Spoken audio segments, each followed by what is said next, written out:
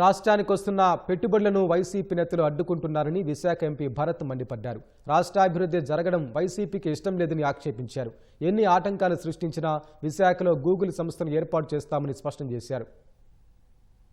విశాఖపట్నానికి IT investments, TCS, Cognizant, ANSR, Google data centre, Sattva real estate develop వీళ్ళందరినీ మేము ఎందుకు ఇక్కడికి ఆహ్వానిస్తున్నాము? ఈ 5 ఏళ్ళలో ఐడియానే కాదు, క్యాబినెట్ క్లియరెన్స్ అయిపోవాలి, ల్యాండ్ అలొకేషన్ అయిపోవాలి, వాళ్ళు పెట్టుబడి పెట్టి బిల్డింగ్ కట్టేయాలి, ఇక్కడ ఉద్యోగులు కూడా వచ్చేసి స్థిరపడిపోతే ఉద్యోగులు వచ్చేసిన తర్వాత వైసీపీ దీన్ని ఏమీ అడ్డుకోలేరనే ఒక ఆలోచనతో మేము పనిచేస్తున్నాం. ఇది జరగడం వైసీపీ వాళ్ళకి ఇష్టం లేదు.